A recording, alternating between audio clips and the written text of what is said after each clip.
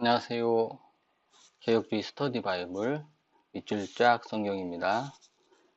오늘은 야고보서 1장 19절부터 27절의 말씀을 공부하겠습니다. 우선 문장 구조를 살펴보면은 1장 19절부터 25절은 시험을 이기는 길, 시험을 이기는 방법에 대해서 말씀하시면서 시험을 이기는 방법은 말씀을 듣고 그 말씀을 행하는 것이라고 말씀을 하십니다. 그리고 1장 26절에서 27절은 바른 경건의 예를 들어 설명하시는데 26절에서는 말의 문제, 언어적인 문제에 대해서 말씀하시고 27절엔 경제적인 문제에 대해서 말씀을 하십니다. 1장 19절을 우선 보도록 하겠습니다. 내 사랑하는 형제들아, 너희가 알지니 사람마다 듣기는 속히 하고 말하기는 더디하며 성내기도 더디하라, 이렇게 말씀하십니다. 내 사랑하는 형제들아, 이 부분은 야고보서를 시작하면서부터 야고보 사도가 친밀감의 표현으로 해서 계속해서 말씀하시는 부분이죠. 사랑하는 형제들아, 이 형제라는 부분은 자매도 포함된다고 말씀드렸죠. 그래서 형제 자매들, 우리는 이들을 성도라고 합니다. 이 시간에는 잠시 이 성도에 대해서 생각해 보도록 하겠습니다. 성도.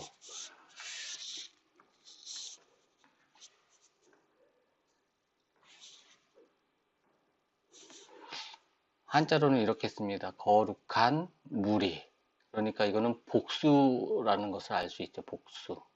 성도라는 자체는 복수어입니다. 그래서 거룩한 무리들이라는 거죠. 무리라는 자체가 복수의 의미이기 때문에 이것을 풀었으면은 성자들이라고 할 수 있습니다. 이 성자라는 것은 우리들을 지칭할 때 성자 이렇게 표현하지요. 예수님을 표현할 때는 성자, 아들 자자를 쓰죠. 구분을 합니다. 저희가 지금 쓰는 것은 윗부분 성자, 거룩한 자라는 의미로 성자라고 말합니다. 그러나 우리는 이 표현을 잘 안 쓰고 성도라고 표현을 하죠. 영어에서는 saint라고 합니다. saint. saint라고 지금 말하지 않고 saint라고 했죠. saint. 단수로 얘기를 합니다. 그러니까 우리 이 번역이 조금 문제가 있는 거죠. 지금 우리가 고유명사처럼 그냥 성도라고 쓰는데 이 성도는 교회 공동체의 모든 인원들을 지칭할 때 성도라고 쓰는 것이 더 낫고요. 우리는 제 개인적인 생각은 성자라고 쓰면 좋겠는데 예수님과 또 구분이 되는 부분도 있고 신자라고 쓰는 것도 괜찮다고 생각을 합니다. 신자. 그런데 우리가 계속해서 쓰는 부분이니까 성도 또 써도 무방하지만은 이 부분에 있어서 조금 우리가 생각하는 그런 것들이 있어야 될 줄 압니다. 그러니까 성도라고 표현하지만 성도들이라고 표현하는 것은 문법에 안 맞죠. 우리가 역전 앞에서 만나자 이런 말을 자주 쓰잖아요. 근데 전자가 앞전자잖아요. 앞전자. 그러니까 역 앞에서 만나자 이런 말 예전에 많이 썼는데 요즘에는 잘 안 쓰죠. 그것처럼 우리도 이 성도들 이런 단어는 조금 구분해서 쓸 필요가 있다고 생각해서 말씀을 드립니다.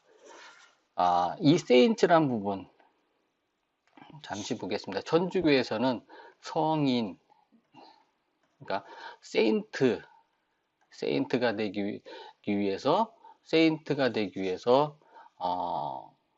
살아갑니다. 이 사람들의 최고 목적은 세인트예요. 그러나 아무나 세인트가 될 수는 없죠.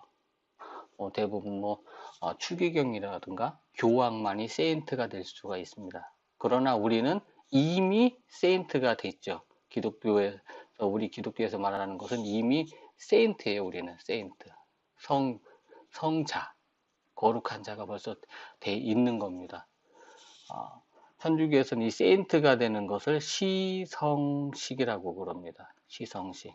세인트가 되는 행사를 할 때를 시성식이라고 그러는데, 이거는 살아있을 때는 절대 세인트가 될 수가 없어요.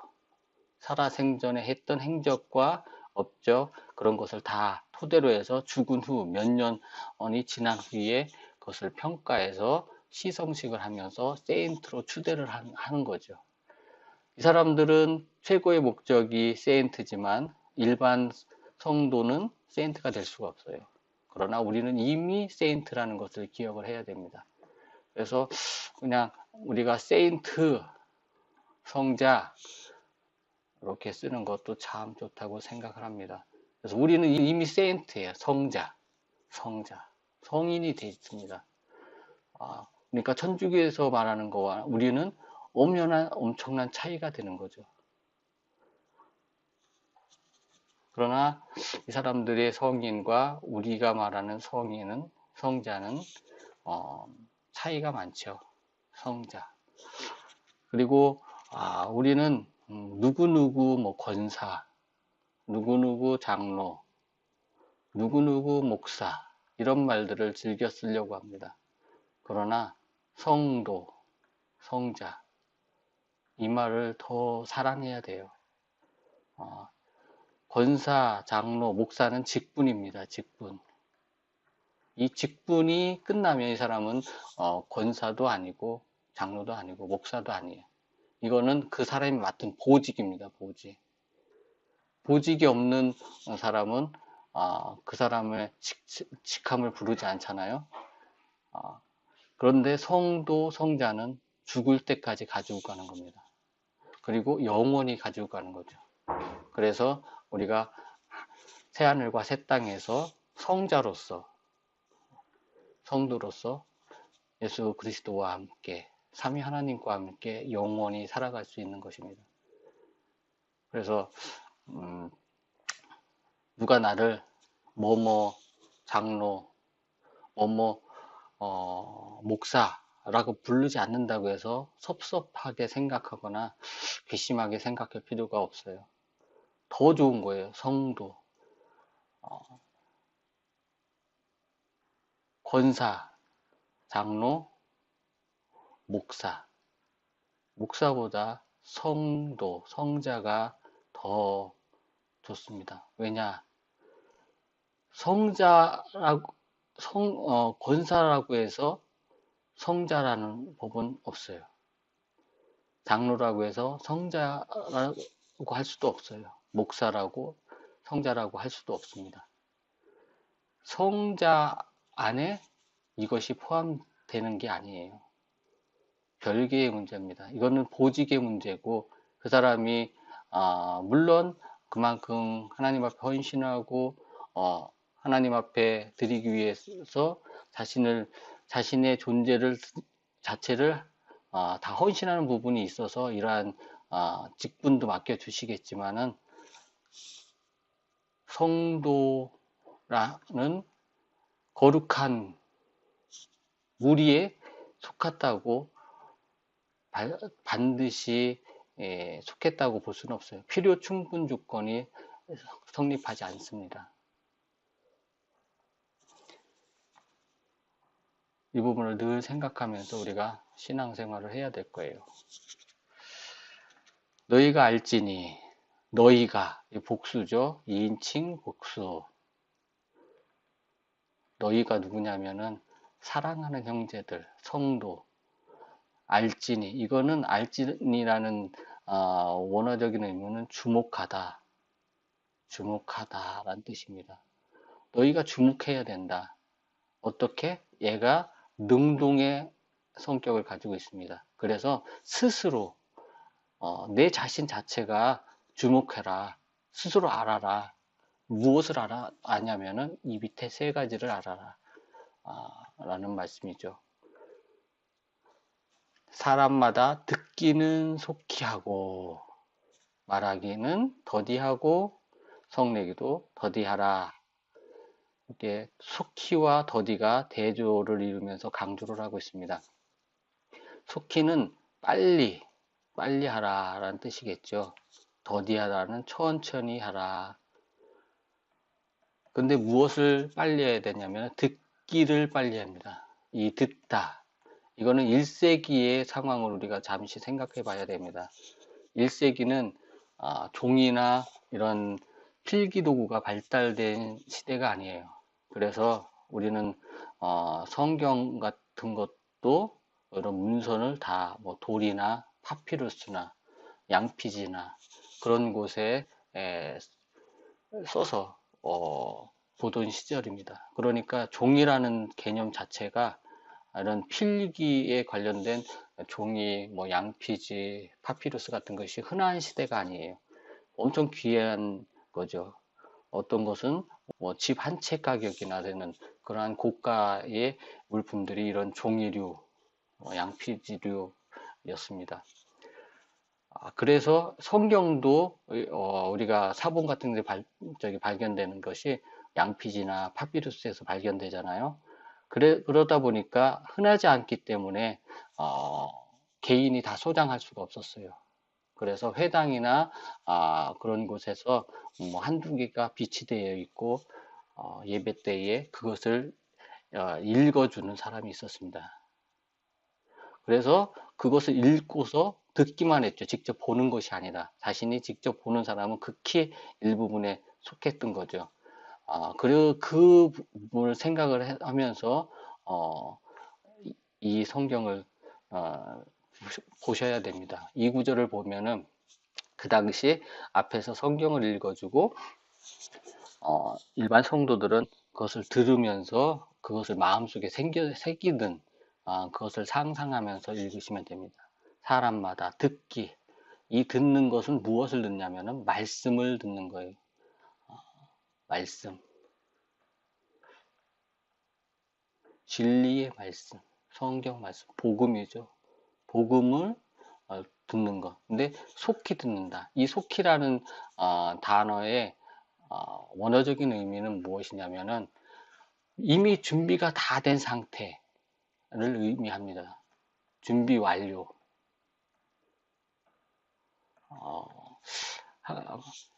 이러한 예가 통할지 모르겠는데 군대 가면 5분 대기조가 있습니다. 5분 대기조.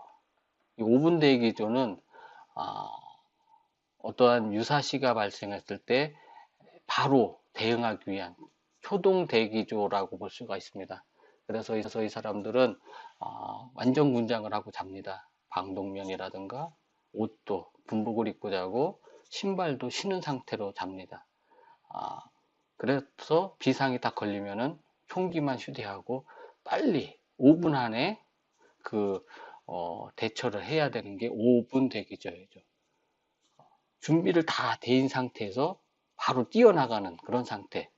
그것이 이 속히라는 단어 속에 포함된 뜻입니다. 준비 완료의 단계. 그러니까 말씀을 받을 준비가 다 되어 있는 거죠. 그리고 그 준비에 준하는 것이 실천입니다. 실천.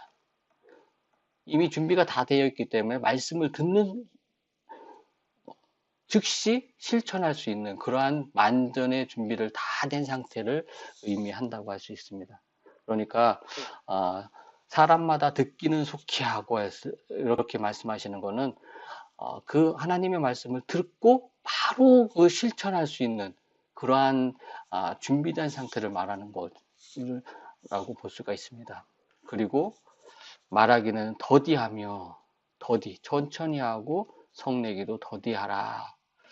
이 부분은 20절에 보면은 더 자세히 나와 있습니다. 사람이 성내는 것. 누가 성내냐면 사람이 성내는 것입니다. 이것은 하나님의 의를 이루지 못함이니라. 이 사람이 성내는 것은 하나님의 진노와 대조를 이룬다고 할 수 있겠죠. 진노. 사람이 성내는 것은 인간의 욕심과 정욕 때문에 그렇습니다. 정욕. 그것은 무엇을 불러오냐면 시험을 불러일으키겠죠. 사람이 성내는 것은 시험을 불러일으킵니다. 그러다 보니까 이 시험 속에 번민하고 괴로워하고 누구를 상처 주고 좌절하고 그런 것들은 다 하나님의 의를 이루지 못합니다. 그러나 하나님의 진노는 사람의 성냄, 사람의 진노와는 틀립니다. 하나님의 진노는 공의입니다. 공의. 공의 속에서 이루어지는 진노입니다. 이것은 누구도 뭐라고 할 수 없고 탓할 수 없는 공의로운 성냄이시죠. 사람의 욕심과 정욕에 이끌려서 하는 성냄과 대조를 이룹니다. 이 공의, 사람이 성내는 것이 하나님의 의를 이루지 못함이니라. 하나님의 의. 이거와 대조가 되겠죠. 하나님의 의. 이 하나님의 의라는 것은 하나님께서 사람들에게 요구하시고 인정하시고 효과를 끼쳐 주시려고 하는 그런 의미를 합니다.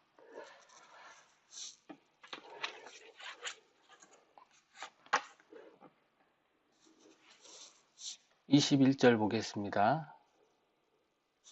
그러므로 앞에 부분을 다 포함하겠죠. 19에서 20절까지 문법적으로는 순접이라고 그러죠. 앞에 문장을 그대로 받아서 뒤에 문장과 이어지는 거죠. 그러므로 모든 더러운 것과 넘치는 악을 내어버리고 너희 영혼을 능히 구원할 바 마음에 심어진 말씀을 온유함으로 받으라.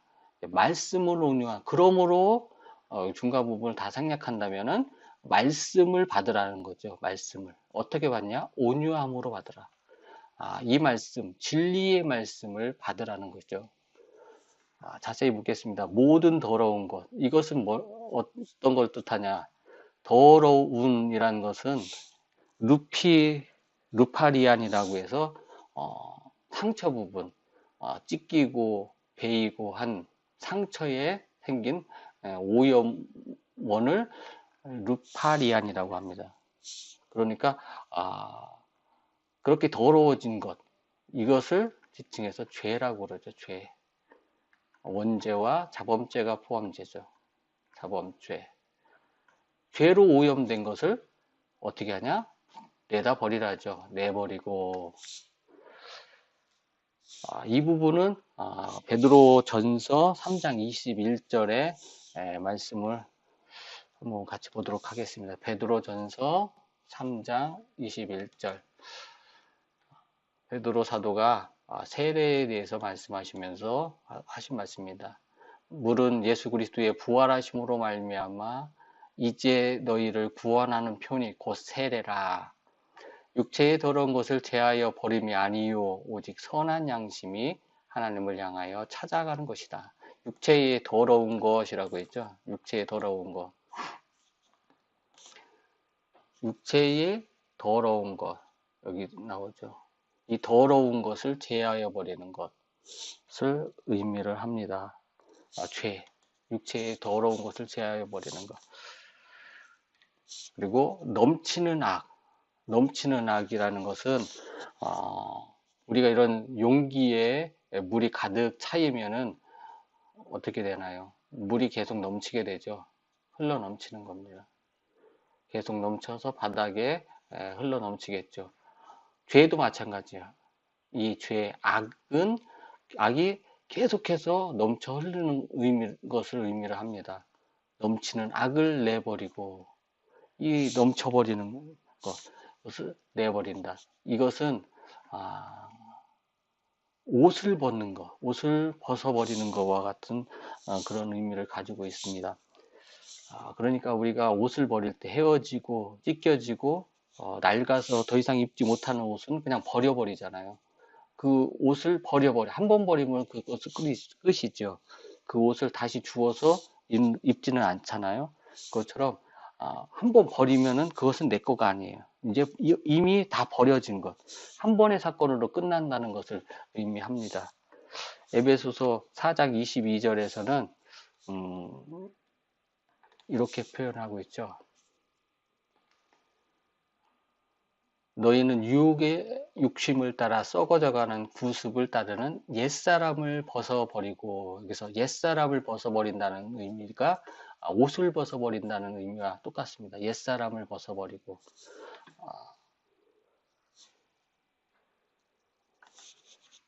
그러니까 넘치는 악, 모든 더러운 것, 죄악, 죄와 넘치는 악을 다 버리라는 거죠. 그리고 너희 영혼을 능히 구원할 바. 너희 영혼을 능히 구원하는 것이 무엇이냐면은 복음이죠. 복음의 능력. 복음의 능력으로 마음에 심겨진 말씀을 온유함으로 받으라. 이렇게 말씀을 하고 있습니다. 마음에 심어진 말씀. 이거는 개역 성경에서는 도라고 표현하죠. 도. 심어진 도. 심어지는이라는 것은 새겨진.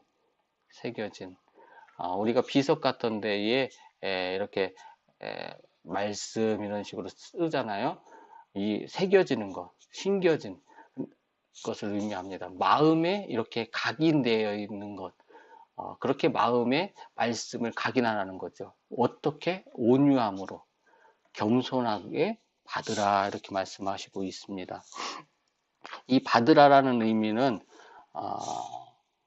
아까 나왔던 말씀과 비슷한데요. 다 준비가 되어 있는 상태를 말하는 거예요. 말씀을 받을 준비가 다 되어 있는 상태. 언제든지 그 말씀을 주시면 수용할 수 있는 그런 상태가 된 것을 의미합니다. 그래서 말씀이 올 때마다 내가 그 겸손함으로 그렇군요. 아멘 하면서 받을 수 있는 그러한 것을 의미합니다. 그러나 그 받는 것으로 끝나는 건 아니겠죠. 받은 사람은 이것을 행하게 되겠죠. 행함. 그 부분이 22절에 나옵니다. 너희는 말씀을 행하는 자가 되고 듣기만 하여 자신을 속이는 자가 되지 마라. 네, 말씀을 행하는 자가 되라. 그렇게 말씀하시죠. 19절에서 25절에 시험을 이기는 길이 말씀을 듣고 행하는 자라고 말씀했잖아요. 시험을 이기는 길이 무엇이냐? 말씀을 행하는 자가 되라는 거죠. 말씀을 듣기만 해서는 안 돼요. 듣기만 하여 자신을 속이는 자가 되지 말아야죠. 이것은 두 가지 방법이 있습니다. 듣고서 듣기는 들어요. 그러나 행하지 않는 사람이 있겠죠. 듣지도 않고 행하지도 않는 사람이 있겠죠. 듣기도 하고 행하는 사람이 있겠죠. 이 세 가지 중에서 야고보 사도는 이것을 말합니다. 듣고서 행하는 자가 되라. 하나님의 말씀을 속히 듣고 그것을 행하는 자가 하나님이 기뻐하시는 사람이요. 생명의 면류관을 얻은 사람이라고 말씀을 하시는 거죠.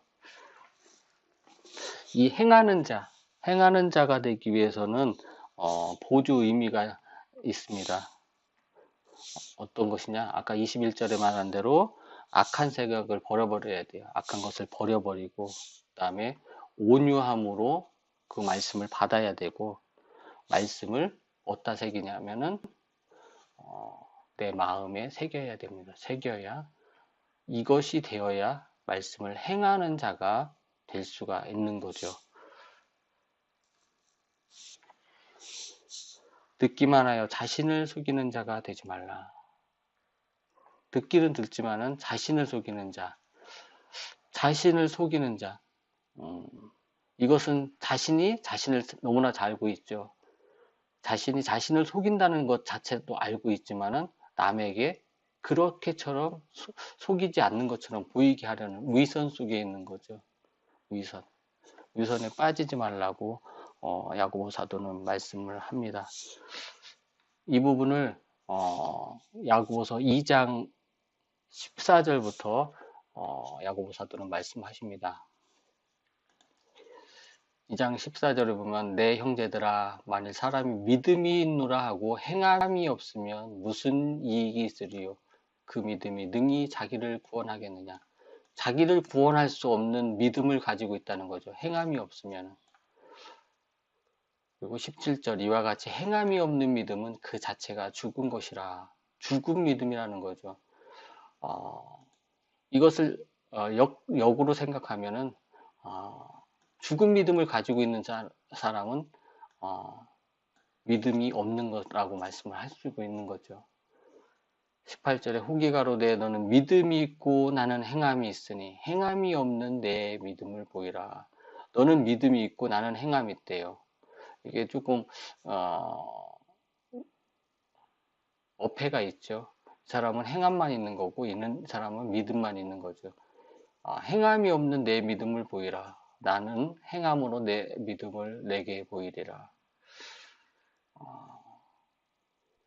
행함이 있다고 해서 그 사람이 진정으로 믿음이 있다고도 할 수 없죠. 오직 심판하시는 분은 하나님이시기 때문에 그렇죠. 이렇게 말하는 자체만 해도 이 사람은 이미 행함이 없다라고 봐도 무방하다고 볼 수가 있겠습니다. 그리고 23절부터 25절에는 이것에 관한 예가 나와 있습니다. 23, 24절 거울을 보는 것 같은 그 예가 나와 있는데 그것은 다음 시간에 계속해서 배워보도록 하겠습니다. 오늘은 여기까지 하겠습니다. 감사합니다.